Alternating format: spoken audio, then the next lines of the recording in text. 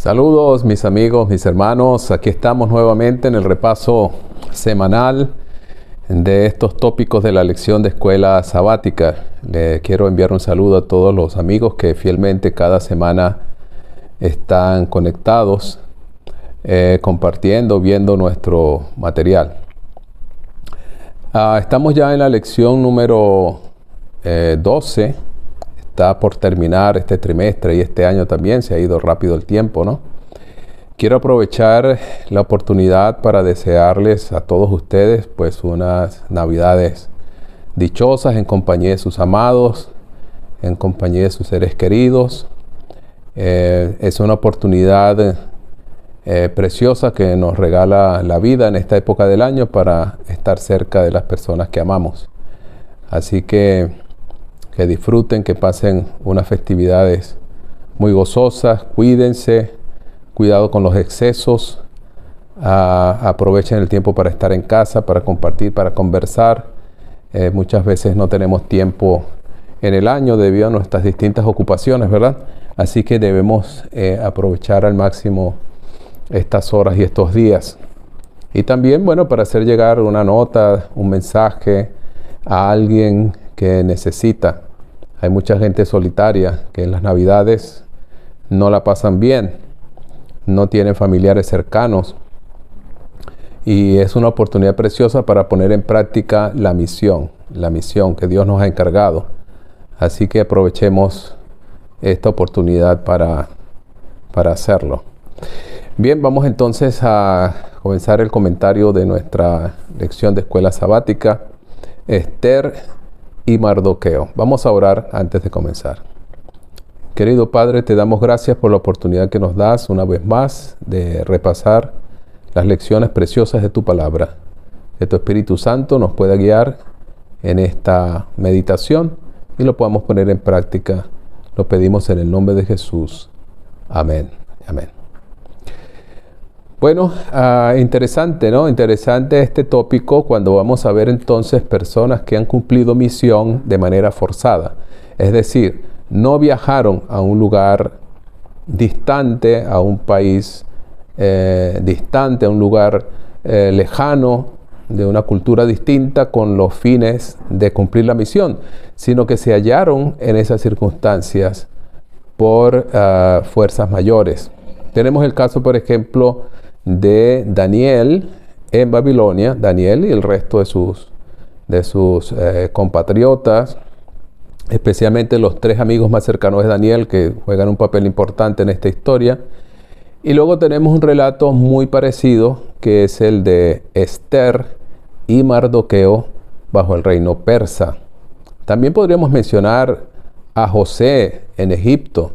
Es decir, personas que se encontraron en un ambiente hostil a su fe, distinto a su propia cultura, su propia religión, y entonces se vieron obligados o se vieron más bien en la oportunidad de compartir sus creencias, de compartir sus convicciones en un medio distinto a su país, a su propia nación, ¿no? A su propia cultura, a su propio, digamos, zona de confort, como hemos hablado mucho este trimestre conversando acerca de la misión. El tópico de la lección entonces nos trae el relato de estos dos personajes, Daniel, y entonces vamos luego a mirar el caso de Esther y Mardoqueo. Daniel va a testificar en un ambiente muy hostil, muy difícil, como es el ambiente babilónico. Allá por el año 605, Nabucodonosor lanza una campaña militar contra esos territorios y conquista Jerusalén. Luego van a haber unas 2 campañas más que van a devastar completamente el territorio. Pero en esa primera deportación que hizo Nabucodonosor del pueblo judío a habitantes de Jerusalén, van a salir Daniel y sus amigos. Y entonces ellos van a dejar en alto el nombre del Dios de Israel en un ambiente pagano como es Babilonia. Hay concretamente 3 casos aquí en el libro de Daniel, o 3 eventos que van a mostrar de manera clara esa testificación que estos jóvenes hicieron. El primero está en el capítulo 1 y es cuando estos muchachos llegan como cautivos a Babilonia y entonces se les somete a un proceso de transculturización, se les cambian los nombres, se les quiere cambiar su identidad, se les somete a un proceso de reeducación y también se les quiere someter a una dieta diferente a la que ellos estaban acostumbrados. Frente a esa condición bastante incómoda y sumamente peligrosa, pues recordemos que estamos en tiempos cuando los monarcas eran absolutamente caprichosos y gozaban de un poder absoluto. Así que llevar la contraria a un monarca en aquellos tiempos era exponerse a un peligro inmenso. Entonces Daniel está en esa situación. Pero cuando él se ve bajo estas circunstancias difíciles y se le quiere obligar prácticamente a cambiar su dieta, Daniel toma una decisión, y es la que está en Daniel 1:8, que es un texto precioso en la Biblia. Dice: Daniel propuso en su corazón no contaminarse. Y este es quizá uno de los textos más importantes de todo el libro de Daniel. La resolución de este joven le mantuvo en pie en medio de circunstancias muy difíciles y contrarias a sus convicciones, indistintamente de las consecuencias, porque pues Dios decide proteger a Daniel, a sus amigos, sus compañeros, y después de una prueba de 10 días resultaron estar en mejores condiciones físicas e intelectuales que el resto de los jóvenes de la corte del rey. Pero indistintamente de los resultados que hubiese tenido, lo importante aquí es la decisión que toma Daniel. Se propuso no contaminarse, y esa resolución va a marcar, o ya nos deja ver, lo que es el carácter de Daniel en todo el libro. Daniel es un hombre de convicciones profundas, absolutas e inconmovibles. No importa el peligro, no importa las circunstancias que lo rodeen, Daniel siempre va a ser el mismo. Eso se llama integridad, ¿verdad? Eso se llama integridad. Entonces, eso se llama ser consecuente con las convicciones internas que uno tiene. Y eso va a hacer que Daniel destaque en Babilonia y se convierta en un testigo de Dios en un mundo pagano completamente. Muy importante este punto entonces, tener resoluciones, decisiones personales que sean sólidas, fuertes, firmes, invariables. Eso nos va a ayudar a nosotros a ser testigos en cualquier ambiente donde nos encontremos, especialmente cuando estamos en uno donde no participan de nuestra fe, de nuestras creencias, de nuestros valores. Entonces allí es importante que nosotros mantengamos la firmeza, la transparencia, especialmente para los jóvenes. Mantenerse en un ambiente hostil, como puede ser un ambiente universitario, por ejemplo. ¿Cuántos jóvenes cristianos hoy están en ambientes universitarios francamente hostiles a la fe, contrarios a la fe? Y entonces tienen pruebas como ser pruebas de tipo de sus creencias, como la creencia misma en Dios, pero también pruebas de su moral, porque también hay un ambiente donde se invita a los jóvenes a practicar ciertas cosas que un joven cristiano, pues, por sus convicciones no lo va a hacer.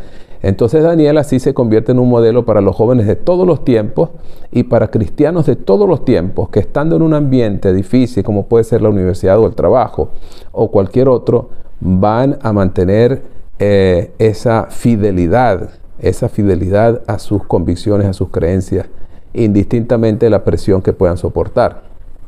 Por eso quiero insistir, los resultados son independientes de las decisiones que se toman. Daniel toma esa decisión independientemente del resultado que traiga. Digamos, si va contra su vida, si va a poner en peligro su vida, eso a Daniel no le importa. Daniel tiene convicciones y él las va a mantener. Muy importante eso para cumplir la misión. El segundo caso está en Daniel capítulo 3. Es una historia también bastante conocida. Los amigos de Daniel se ven también en un momento en sus vidas bajo una circunstancia muy difícil. Y es cuando el rey pues decide emitir un decreto que obligue a todos los habitantes de su corte, de su imperio, a arrodillarse o a adorar una estatua que a él ha levantado. Entonces estos jóvenes, al igual que Daniel, van a mostrar una vez más esa verticalidad y esa convicción tan profunda que los hace mantenerse en pie indistintamente de las circunstancias o los resultados que esto traiga. Porque ellos dicen en el versículo 17, ellos aseguran, dice, nuestro Dios, a quien servimos, puede librarnos del horno de fuego ardiendo, y de tu mano, oh rey, nos librará. Es decir, ellos creen, están convencidos de que Dios tiene poder para hacerlo.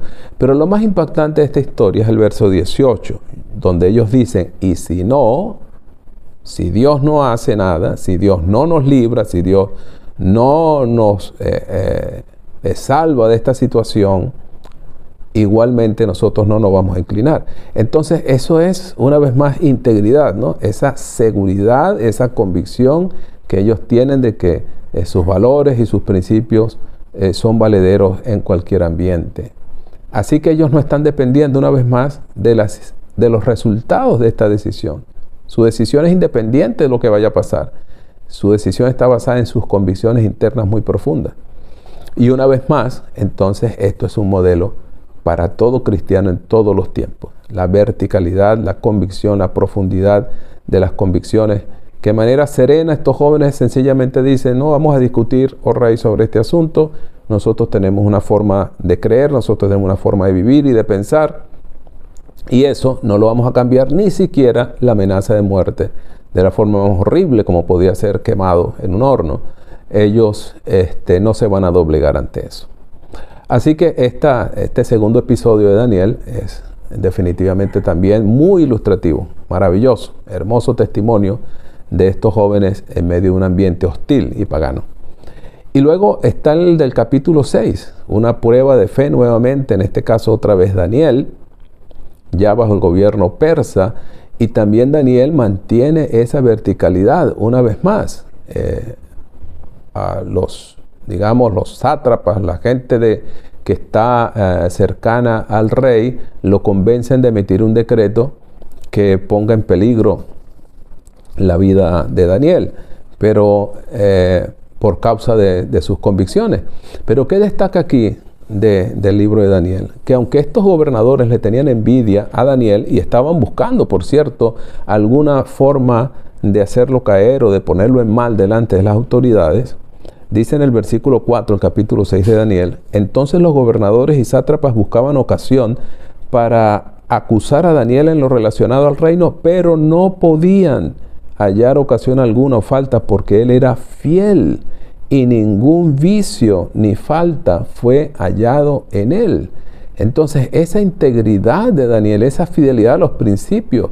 Daniel era un funcionario del gobierno, pero no hacía trampa, no usaba soborno, no faltaba a su trabajo. La ética de Daniel estaba muy por encima de cualquier otra persona. Y eso le ganó enemigos, por supuesto, porque ser fiel tiene un precio. Ser fiel tiene un precio, y muchas veces esa fidelidad o ese precio que se paga por esa fidelidad ha significado el martirio y la muerte, porque no todas las historias terminaron felices como estas de Daniel y sus amigos. En muchos lugares y en muchos momentos de la historia, cristianos, por su fidelidad justamente, por sus convicciones, por su integridad, han sufrido persecución y hasta muerte.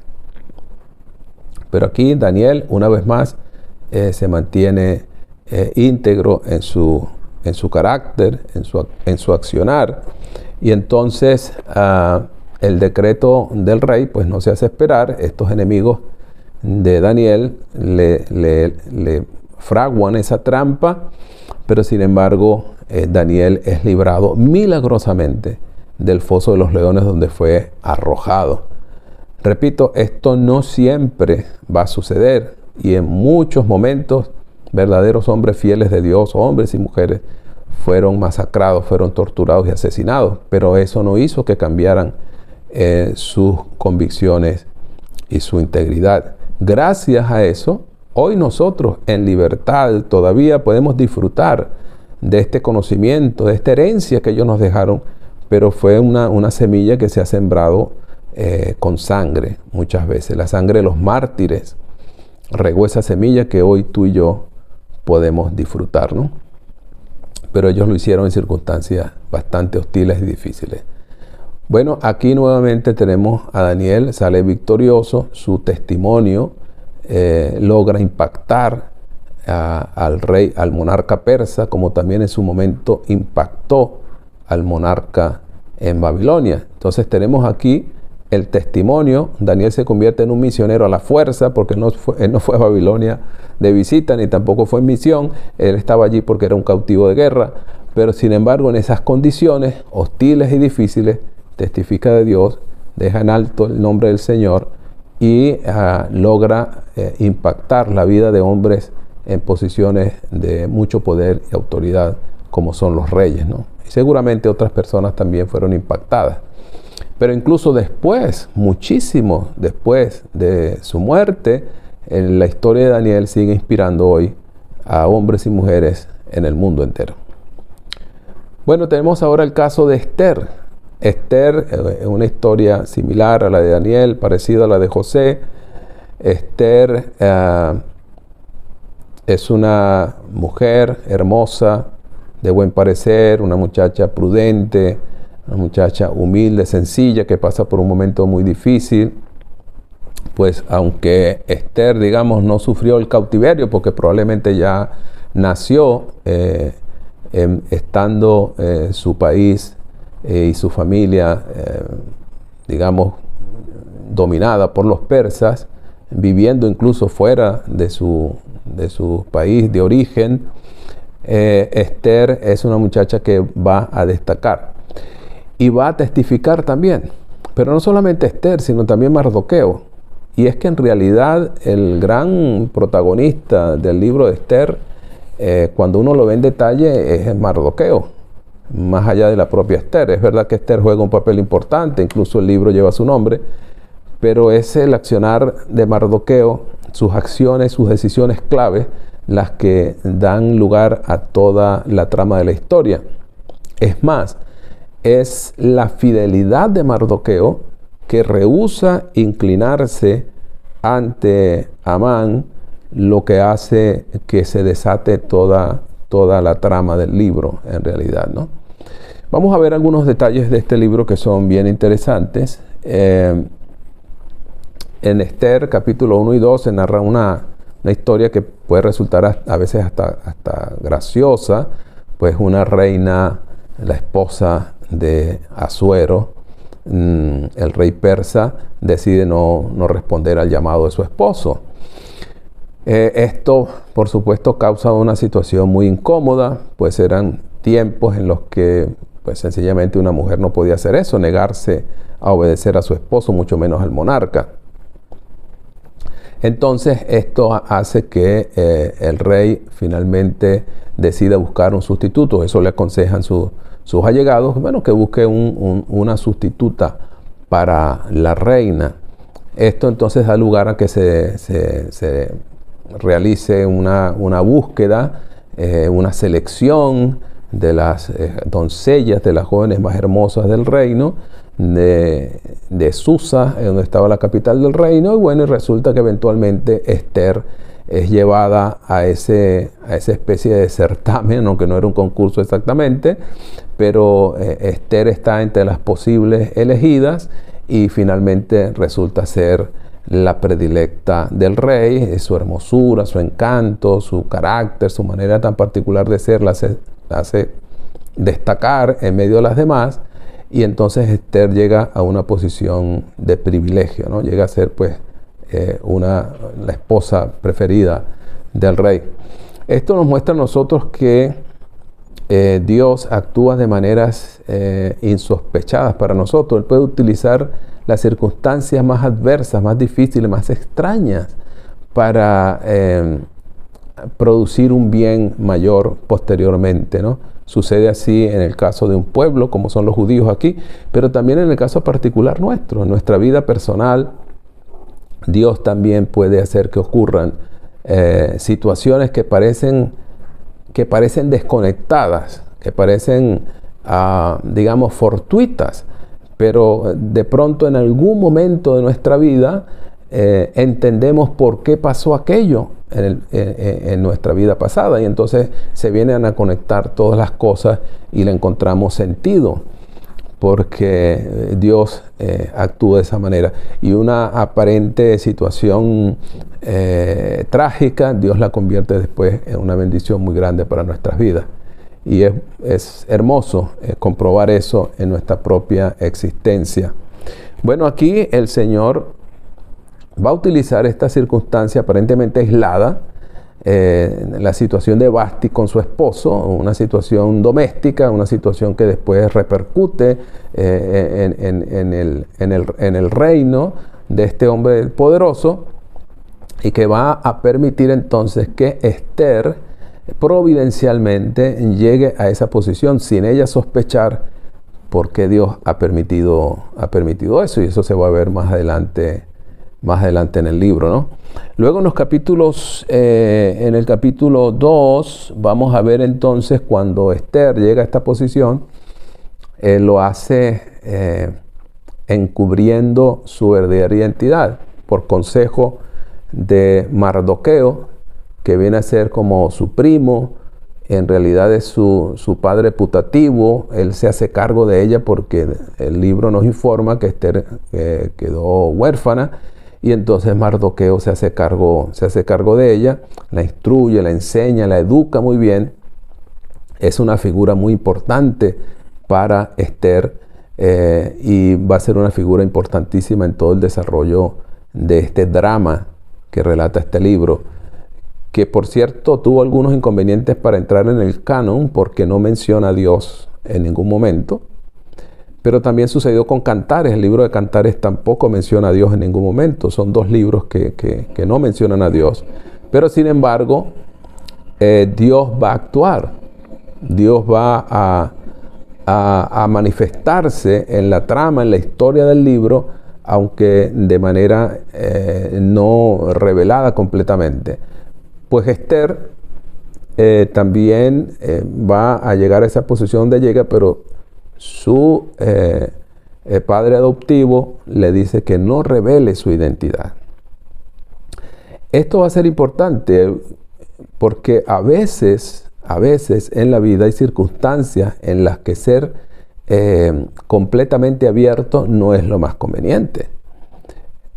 Así que para la historia que se desarrolla en este libro, va a ser importante que Esther no revele su identidad de entrada. Es importante que ella mantenga oculta su verdadera identidad por un momento. Y esto a veces puede suceder, puede ocurrir que sea conveniente hacerlo.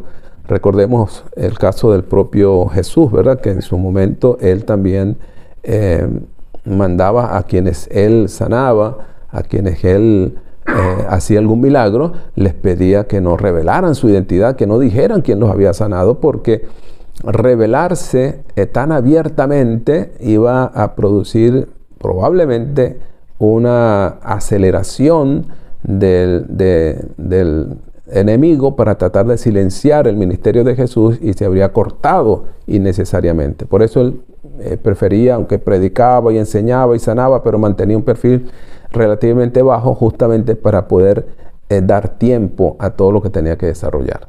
Así que al principio Jesús prefería que no se divulgara su identidad.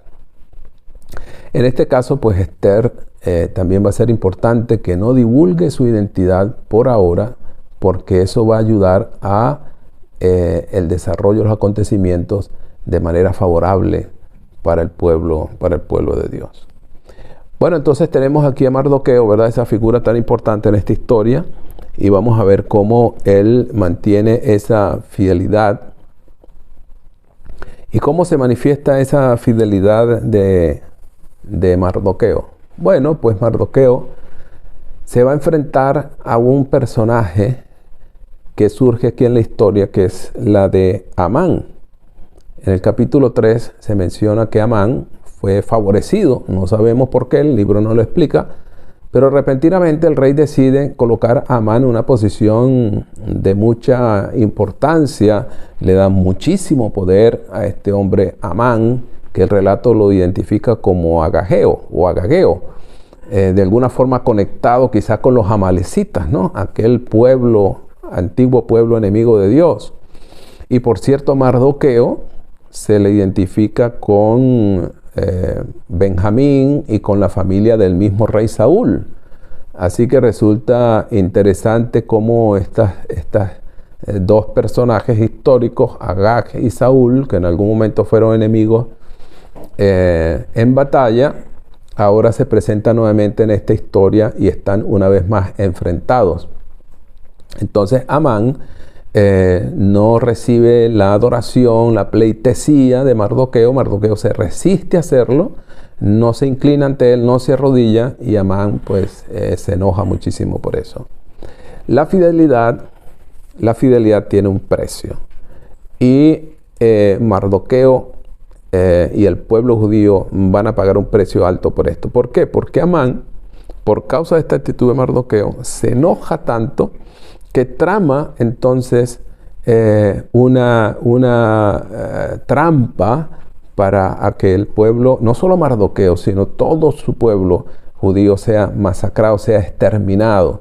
Y resulta realmente muy impresionante ver la relación o el parecido de esta crisis que se desata en el reino persa con lo que sucedió o ha sucedido en la historia con el pueblo judío, pero lo más cercano a nosotros, pues la tragedia del Holocausto durante la Segunda Guerra Mundial. Pues dice en el versículo 13, capítulo 3, que fueron enviadas cartas por medio de correos a todas las provincias del rey con la orden de destruir, matar y exterminar a todos los judíos, jóvenes y ancianos, niños y mujeres, en un mismo día, el día 13 del mes 12º, que es el mes de Adar, y de apoderarse de sus bienes. Y bueno, este decreto se envía por todo el territorio del reino persa para que en un día determinado, el 13 de Adar, se extermine por completo al pueblo judío.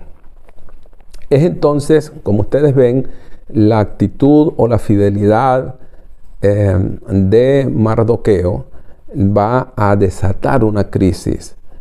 Y es que cuando nosotros como personas y como grupo religioso, como comunidad religiosa, mantenemos una posición digamos, no radical, pero sí firme en nuestras convicciones, en algún momento eso puede contravenir algún tipo de ley que emita un gobierno, un poder civil.